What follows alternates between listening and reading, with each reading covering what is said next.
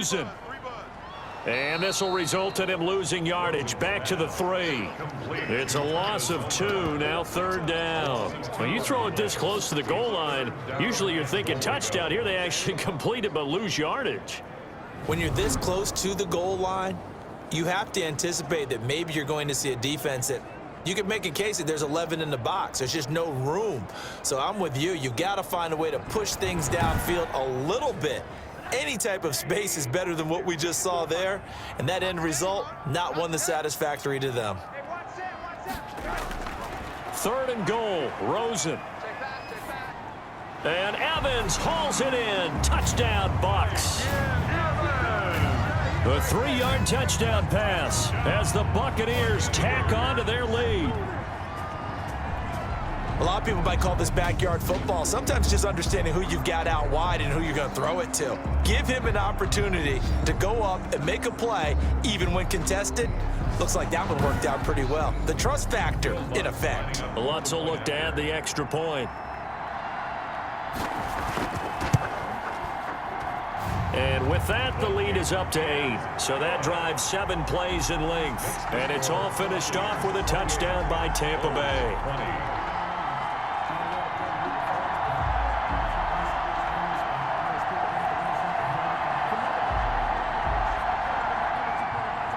After the touchdown, Lutz to kick it off.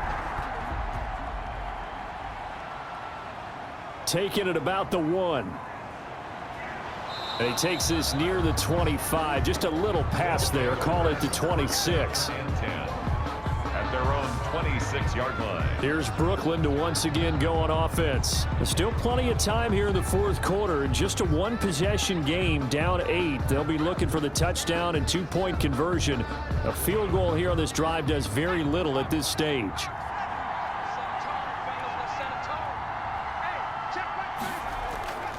They'll come out throwing here on 1st down. Pass incomplete, but the flag in the backfield, and this might be a roughing call.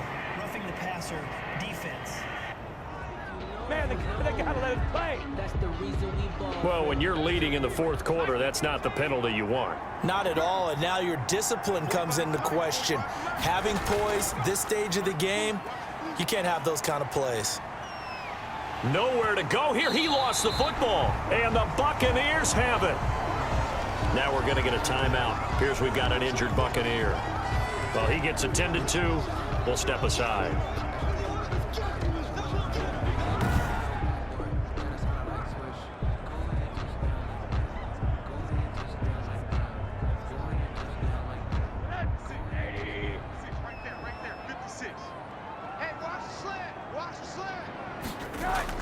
Following the fumble recovery, it's Rosen.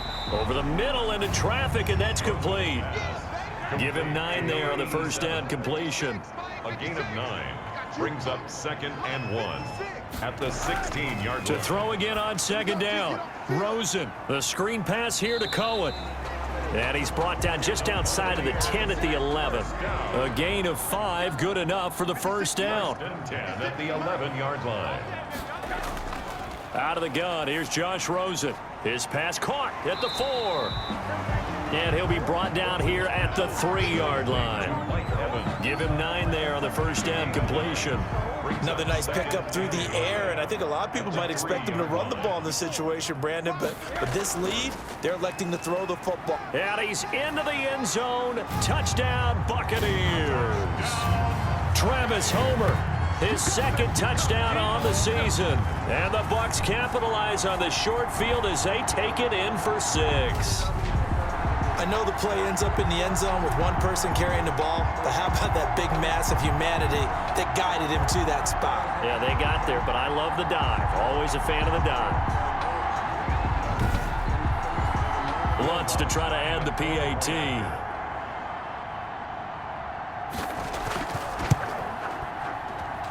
And he's been a busy man, 5 for 5 now as he knocks another one through to extend the lead. Just a 4-play drive that time. And it ends with a 3-yard scoring run.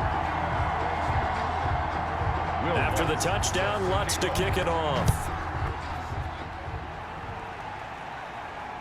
Taken in at the 3. Oh, a dangerous return man showing it here.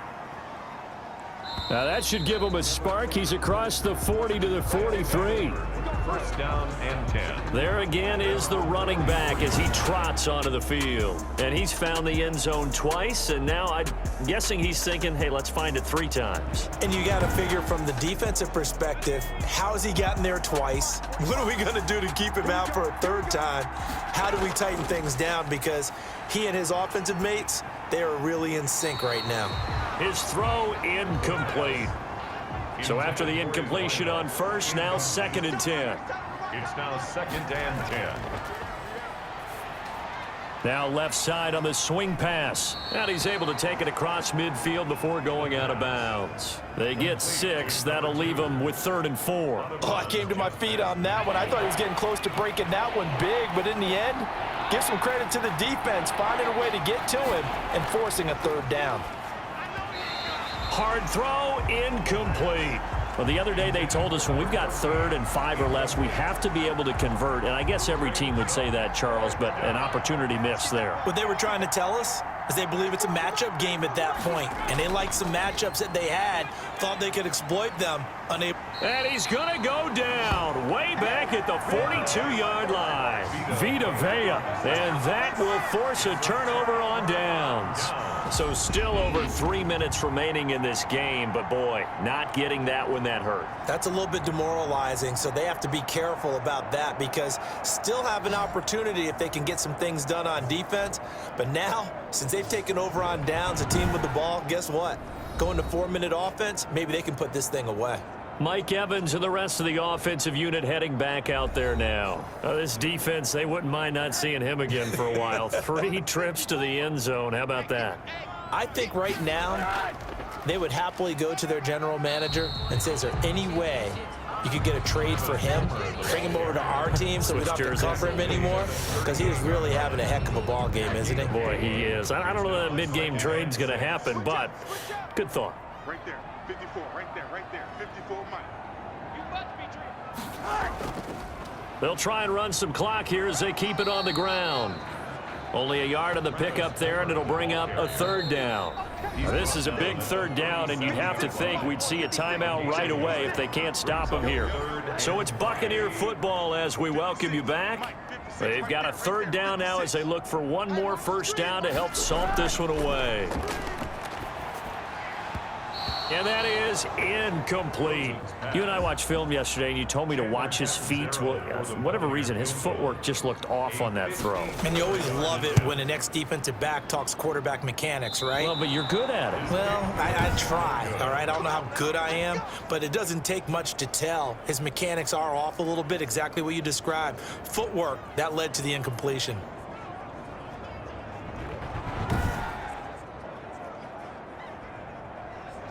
The situation for him offensively as follows. Down by 15. 1:52 to play. Now the missed field goal, that was big. That keeps them within 2 scores, and they've got it 1st and 10. Now this one now not over yet, Charles. You've got a sliver of hope on that other sideline. You certainly do, because that would have made it a 3-score game, and that probably would have been curtains at that point. But now if they can get down the field quickly and somehow get the ball back one more time, we may have a different ball game. Tight end. It's 2nd down and 10. The throw on the quick slant going to be complete. And he'll be taken down, but not before he gets into enemy territory. It's a 1st down on a gain of 10. This has to go down as one of the simpler routes in the playbook, but oh so effective. Nice completion there. Keeps the sticks moving.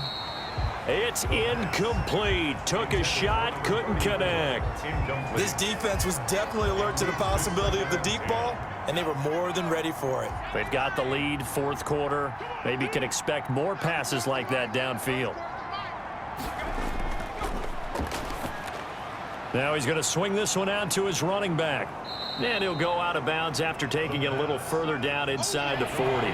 9 yards, not quite enough, and they'll be left now with 3rd and 1.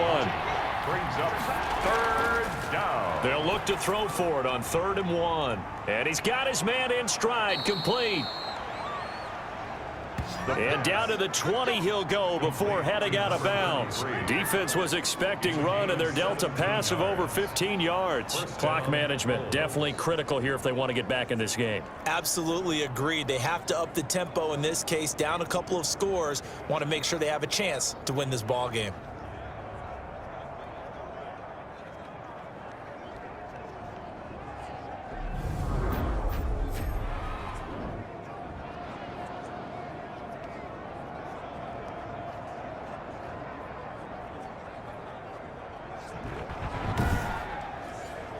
So signs of life in what's been a dormant offense in this second half. Here's 1st and 10. From the red zone now, they'll look to throw. Quick hitter here, it's complete. Give him 9 there on the first down completion.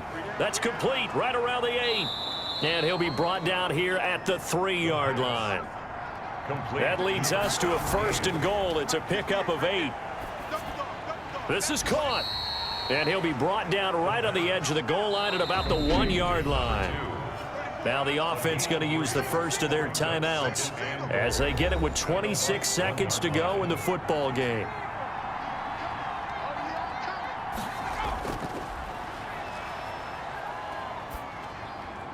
And this is caught for a touchdown. So hang on now. Things just got a little bit more interesting here in the final minute. Okay, so they got the score. Do you go for 1 here and save the possible 2-point conversion for later? I think you do, because if you go for 2 here and you don't get it, that's deflation. Yeah. Now you're wondering why you're even going for it. Take the easy one now and come back and try and get it later.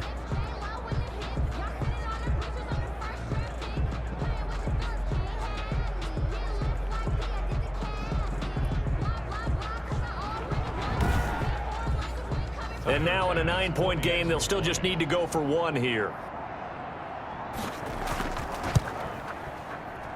As this gets them back within a touchdown and a 2-point conversion. That time a 9-play drive. Bulls 27.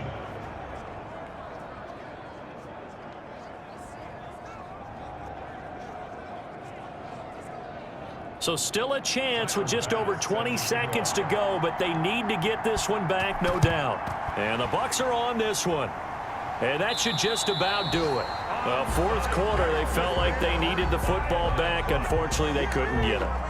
And I know we brought analytics into the game, and someone has said here that the data says that when a team's expecting an onside kick, 80% of the time, the team expecting it, they do actually recover the ball, which is what we saw here. I just wonder if that number is much more of a anecdotal type of a number. Kind of like when the coaches tell us, well, when you score on special teams, 93% of the time you win the game. I'm still waiting to see that number is empirical. Down to a knee here. The defense still with a couple of timeouts. We'll see if they want to use them. Now a second timeout called for by the defense, as the clock will stop with 18 seconds remaining. And they'll indeed take a knee. Now the defense will burn their 3rd and final timeout, as they'll stop it with 17 seconds to go in the game. So time to start going in the other direction as they come up now 3rd and long. And they will take a knee here. Well, they certainly didn't appear to be fired up about their options throwing the football. So, to me, this seems like a case of just kind of taking their medicine there, run the ball, see if they could pick up something. Instead, they were throwing for a loss. So, fire the cannons. It's a victory here for Tampa Bay. And they were buoyed, Charles, by a big second half to put this one on ice. And I know a lot of people watching this one were thinking to themselves, I bet halftime was really interesting. Probably took the paint off the walls with some of the words that were said. But I get the sense it was much more of the adjustments they made. They came in with a game plan that we saw that didn't work in the first half. They made the adjustments necessary, went away from that, and then they got it together, got a spark, and then took off. It's really nice to watch in the second half. So for Tampa Bay, it'll be a .500 start as the win gets them back to 2-2. And they'll hit the road next week to take on the Atlanta Falcons. Meanwhile, for our visitors, they also will exit this one at 2-2. And they'll have a chance at redemption next week at home against the Indianapolis Colts.